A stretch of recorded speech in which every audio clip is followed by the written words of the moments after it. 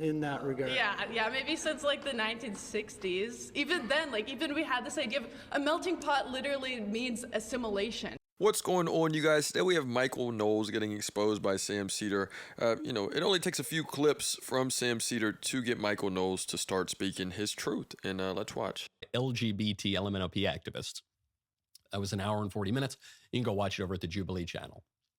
This week's episode was with a left-wing political commentator named Sam Seder. And Sam Seder showed up and he was surrounded by, I guess, 20 or 25 conservatives. They were debating all sorts of questions, one of which was religious fundamentalism. We'll get to that in a moment. The other of which was immigration. And so he's sitting down next to this right-wing journalist, Sarah Stock, and they're just getting down to brass tacks on immigration. And Sam Seder cannot believe the things that she is saying. Take a listen. What's the problem with xenophobic nationalism? Don't you think that's better for Americans in general? To be xenophobic nationalism is better? We should have a coherent culture. Everyone should be a part of the same culture. We should have assimilation. Which, do you get to choose what the culture is? We already have a dominant culture. What is based the dominant on culture? European and Christian values and identity. That is the dominant culture. White Christian, it's rooted in European identity. White, so your argument is that has been the dominant culture. Just to be clear. And we're not letting people assimilate to that. We're saying you should keep your culture, and this is why our culture is so divided. Your argument is that Trump is good for those who want a dominant white European culture. I mean, that is what America is. It's rooted in European identity and Christian values. That's what it has been. Would you really disagree with that? What is it then, if that's not the identity of America? Well, I think the identity of America... For the majority of time, America's been a country. You don't think that's been the identity? Well, actually, no. I think actually the identity of America has been, Okay, let's put a pause right here before he gets into what it means. I love how he's stalling. He doesn't know how to respond to her. Well, no, actually, what's her argument? She's using a provocative slogan, no doubt. Xenophobic nationalism. This is a scare phrase used by the left. And so she is provocatively. It's funny, they'll usually have a clip of one of these people owning the person who's in the middle, like the surrounded guy. They don't have a clip of that. They actually do not have a clip of Sam Seder getting stumped by any of these people. This is the, they can't even spin this. There's no way to spin this. She is, if anything, it's like, oh my God, what are you literally showing your ass right now, how racist and how like degenerate you are as a person. And this is what they're parading around as a big own. Yeah.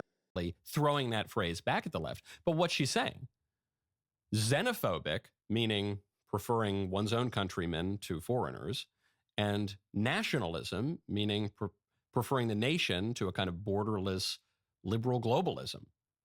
Well, that's what most American voters voted for in November.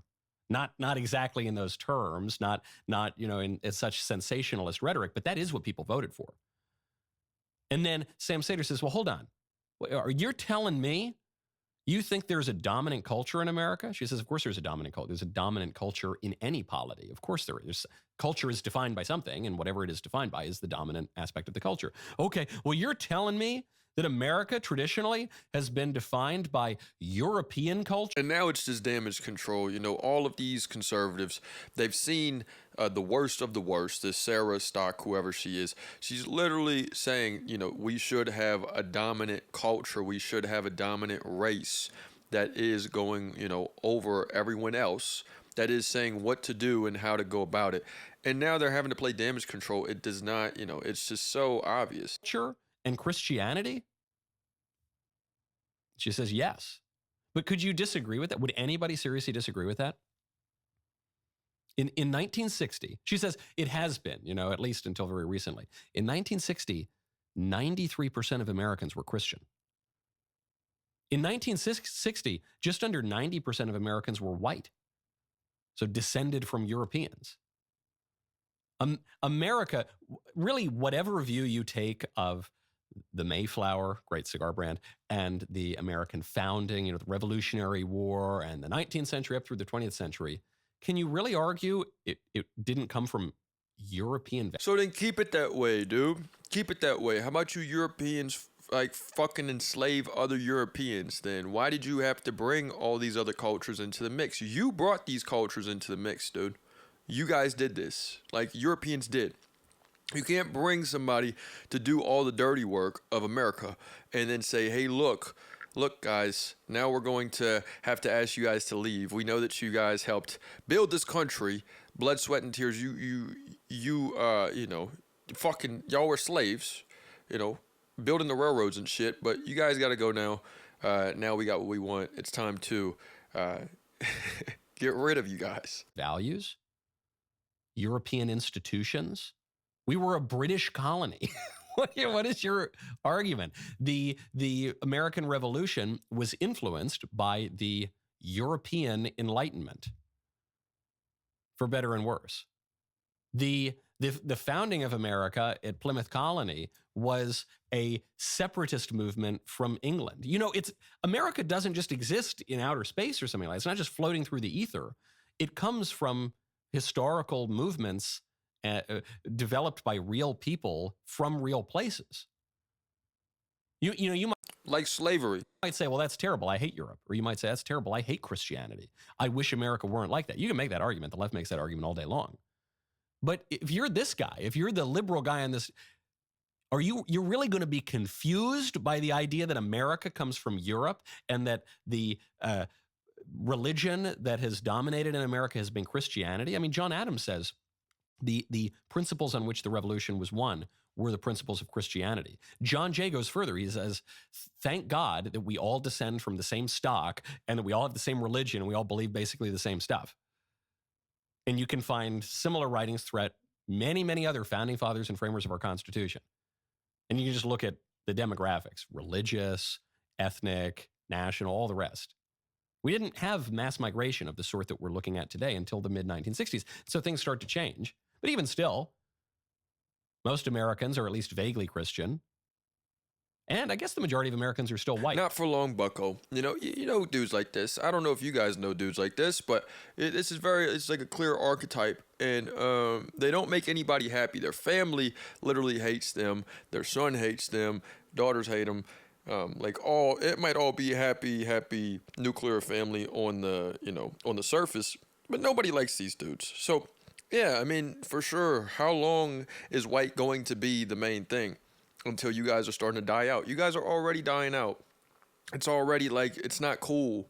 So there's no, like I said, everyone, your families, these dudes are not satisfying anybody, mentally, emotionally. It has just become taking and taking and taking. Unless there is a huge integration of something that doesn't sound like xenophobic nationalism, I believe you're going to stay stuck in, this rigid, sterile archetype. So it's 60%, so it's obviously much lower than you. So I don't know, regardless of whether you think that's a good thing or a bad thing, how could this liberal guy be confused by that? Is he's really that ignorant of not just what his opponents believe, but of American His name is Sam Seder, numbnuts. history? Jubilee podcast surrounded lib Sam Seder versus conservative Sarah Stock. Keep going. The identity of America has been, for better or for worse, a melting pot in that regard. Yeah, maybe since like the 1960s. Even then, even we had this idea of a melting pot literally means assimilation too. It means melting. It means you're assimilating. And look at these people's faces that are a part of her group. They're like, who is this bitch? Who is this? What the fuck is she saying right now? What the fuck is she talking about? Like, come on. Maybe since the 1960s. Yeah, what are you talking about right now, girl? To the dominant culture. Is that not what melting means? No. Okay, so he says, no, it's a melting pot. And she says, yeah, that's how we view it since the 1960s. It goes back a little earlier. The term melting pot comes from a play by a playwright named Israel Zangwill in 1908. And curiously, Teddy Roosevelt went to see this play and loved it so much. He said, Mr. Zangwill, this is a great play. I love this play. And the notion of America being this melting together of different identities goes back earlier than 1908. So it had been building for some time. But then she hits the real point there, which is, well, hold on. A melting pot means assimilation. A melting pot is not a salad bowl, for instance. It's not that you keep your distinct identities, the tomatoes over. In what fucking world is melting pot assimilation? What the fuck are you talking about? Sounds like integration. Oi, oi, oi. Somebody, like, these dudes, they're doing nothing but doing damage control because this whatever her name is, Sarah Stock, freaking, little neo-Nazi, decided to show her ass. And, like, she is the face of the conservatives. It's terrible. And now these motherfuckers are having to make sure this shit doesn't look as bad. It's terrible. Sam Seder, Michael Knowles. Michael Knowles is probably somewhere watching his wife getting railed by somebody. Let me know what you guys think in the comments. It's another day in the progressive way.